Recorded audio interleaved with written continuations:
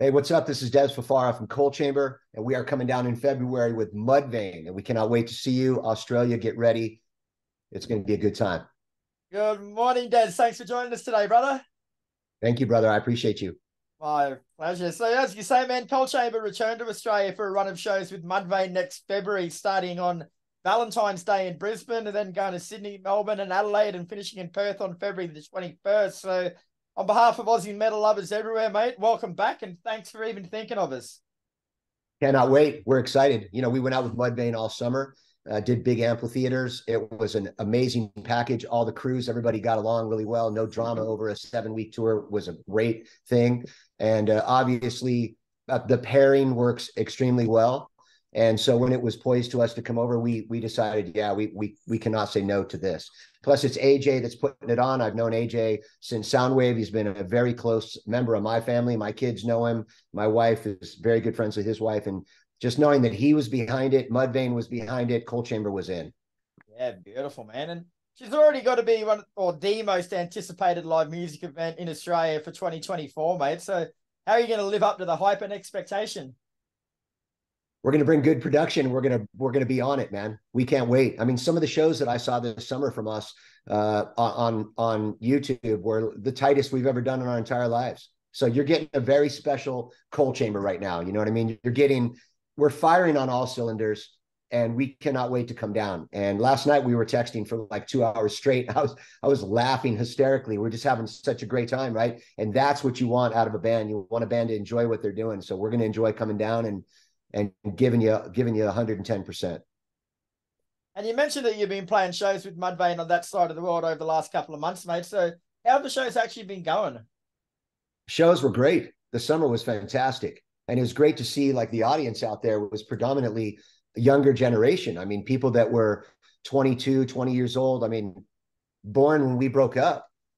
So it's pretty crazy to see that genre really coming around. I mean, some of the biggest bands, anyways, in the genre have always been there, Korn, et cetera, right? But I think that us as a pairing coming over to Australia, I think that's going to be fantastic shows, and everybody should get their tickets right away because they're definitely going to go clean. They're definitely going to sell out 100%. Our Cold Chamber's first show back was at Sick New Days on May the 13th in Las Vegas, mate, which was your first show together since 2015. So, were you nervous? Not really nervous because we had a lot of rehearsals. Yeah. It was more like it went by way too quick. It was only a half an hour slot. We were on a round stage. We got on the stage, it turned around. Here we were off in 5 or 6 songs. That made us all meet later and kind of say, hey, now we need to find something that we can do a full show on, which is either 50 minutes or an hour and 20 minutes, whatever, but we want to do more. And that's when the Mudvayne run came up. So for us, it was like, did you have a good time? Yeah, we did. Were you nervous? No, not really nervous. I don't really get nervous anymore. I don't think. And how did that set go, man? Like I say, it was only half an hour, but how did it feel being all back together on stage again? Amazing. Amazing. I mean, from the time in rehearsal to that moment was fantastic. Everybody was having a great time and just, really, like I said, firing on all cylinders. And that's what you want out of a band. You announced Cold Chamber's return earlier this year after previously having serious doubts that it happened. Like, I'm not going to ask why you break up because, frankly, that's no one's business but your own. But what actually changed to make you decide now was the right time to go again? I think it was a scenario where are we all at in our lives? I've been sober off alcohol since 2016. Those guys are sober off of hard drugs. They all got families. They're all doing their thing. It's when it's meant to be, it'll happen again. There's actually a Coal Chamber lyric about that. If it's meant to be, set it free. If it's meant to be, it'll come back, you see. And this is from our second record, this lyric. And so it's a perfect timing, man. The friendships have aligned, our lives have aligned, our families are all friends and have aligned, our wives have all aligned, our kids have all aligned. It's just a magnificent time to be in a band, the band that made me who I am. I mean, DevilDriver wouldn't be who we were if I had never been in Coal Chamber and did songs with Ozzy and traveled the world with Black Sabbath and the world with Pantera, and you know what I mean? So to come back to something that made you and come back in it more whole than you ever were, all of us individually making the unit and the collective stronger, there's nothing more to say other than get fucking ready, Australia.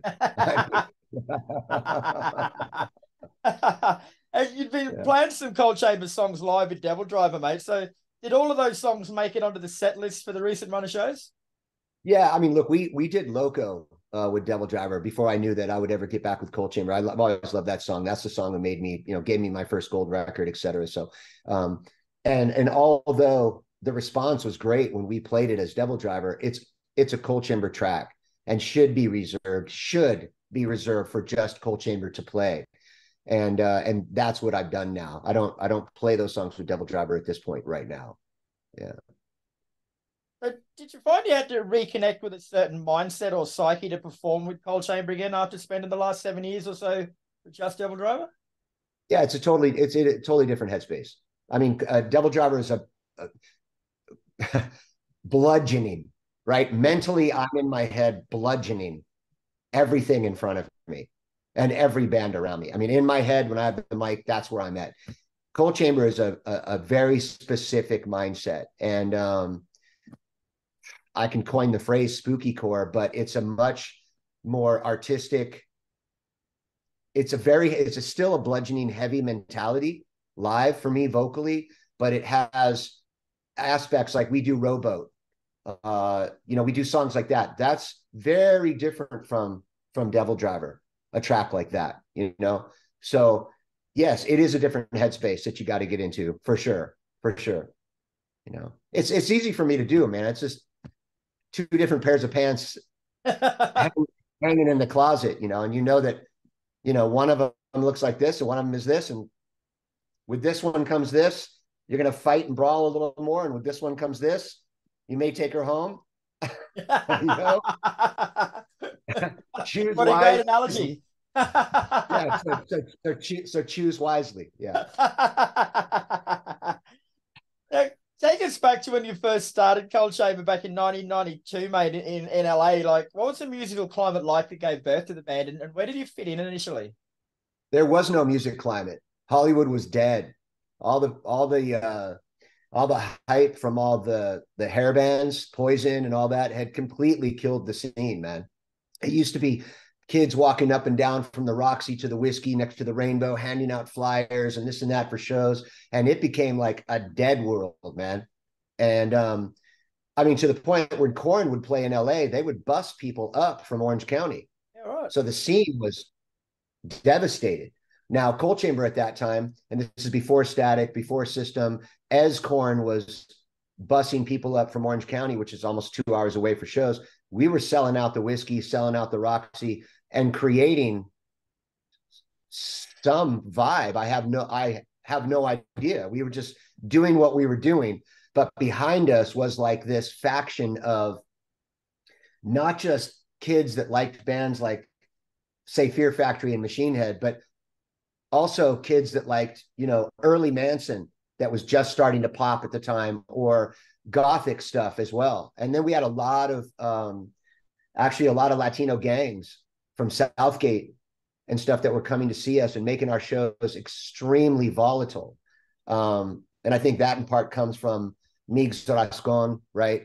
Is Hispanic, comes from those areas, as well as I was raised in San Juan Capistrano. I was the only güero, the only white kid in my school or on my soccer team, you know what I mean? So wow. I think, and our song was Loco. So I think that's what brought in that element as well. But at that time, there wasn't a lot of bands having a significant draw within LA.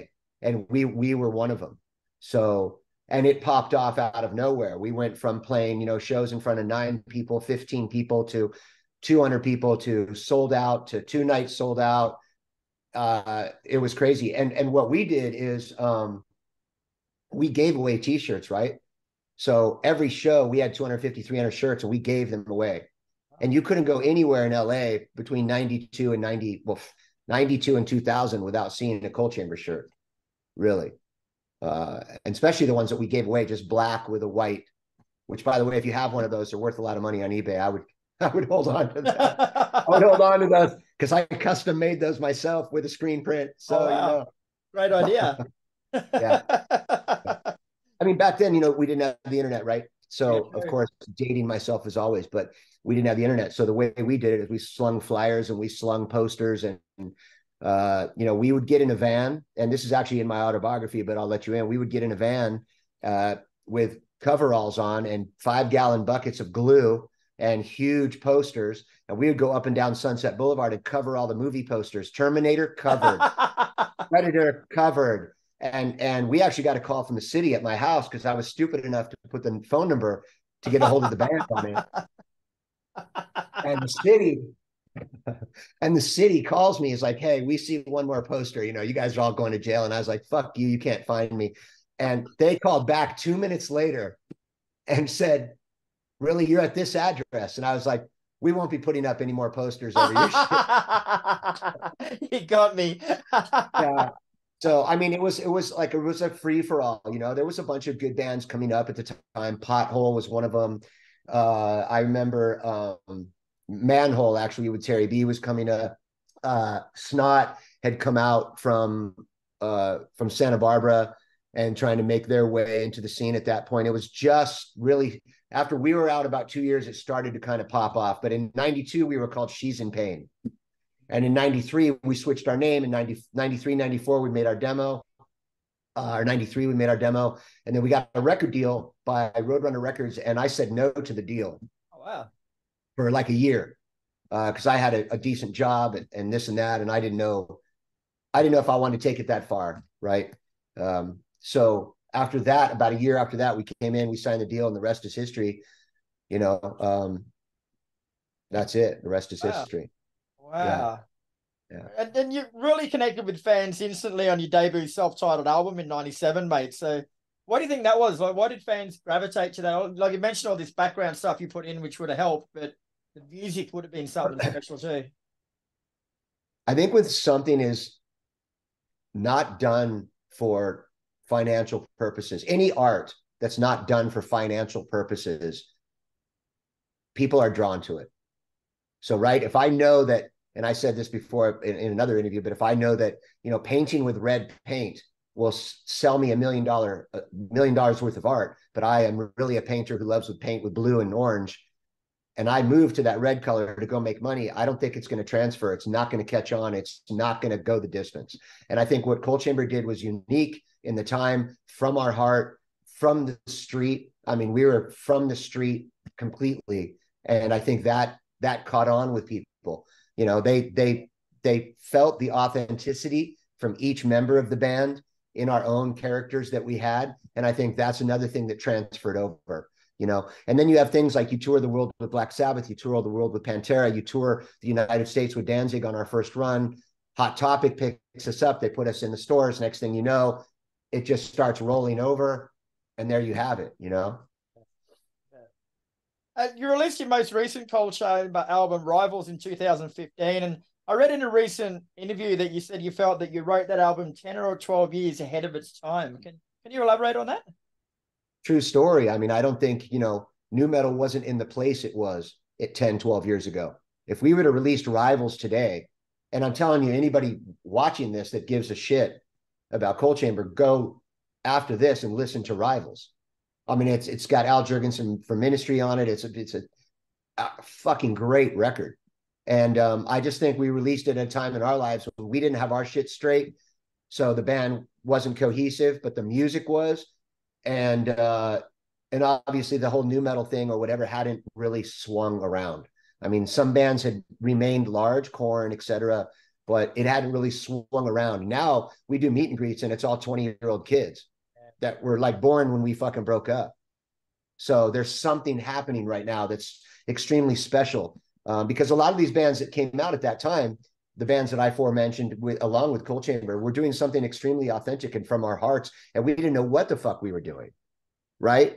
I mean, it's literally like you picking up a paintbrush that you've never used before and just, let's see what this will do.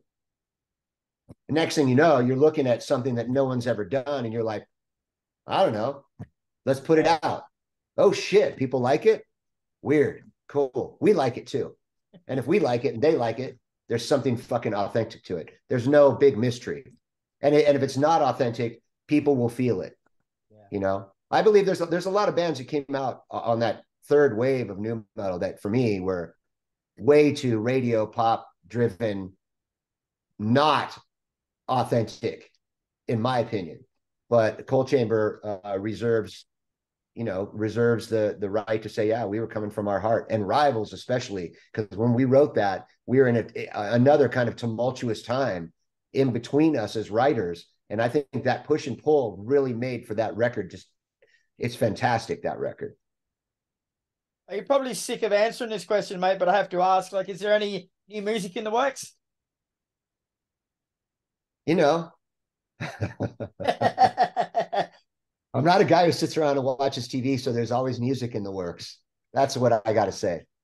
There's always music in the works, man. And after what I survived in my past year, I'm going to make as much music as I possibly can. I mean, if something happened to me today, my wife has hard drives and hard drives of music from me, making it with different people and different circumstances. But it's all I do. I woke up this morning and we're having coffee, and after 15 minutes, she looked at me. She's like, good morning. Like actually saying to me, like, what are you doing? And I was writing a song. I was on my phone writing notes, and I wrote something I think is fantastic. So it's kind of what I do. I can't stop. I think there's a drive there. So we'll see. Very cool. And you also released the first book of a two-part autobiography titled Loco, Chaos, Calamity, and Cold Chamber back in early September, mate. So how's that been received? Well, no, that hasn't come out yet. That's postponed. Yeah, it's postponed till next year. It's on Rare Bird Books. I've got some great, huge artists actually writing the forward and the backward to that. And I'm adding another chapter to it because after we read it, we realized there was something else in there that needed, but it's basically my childhood through Cold Chamber to where I met DevilDriver. And it's going to be interesting to see where I came from. Because like I said, I, literally was raised on the other side of the tracks, So for me to have anything, the roof over my head, anything I do, I feel incrementally blessed on a daily basis, really. So yeah, that's going to come out next year. Just look for it because it'll be everywhere before it does come out. 2 minutes. All right. So that little quote you gave us from the book before is actually from something that hasn't even been released yet. The what? That little quote you gave us from the book before. Yeah. Little story. Yeah. Very nice. I feel blessed. Yeah, no worries, man.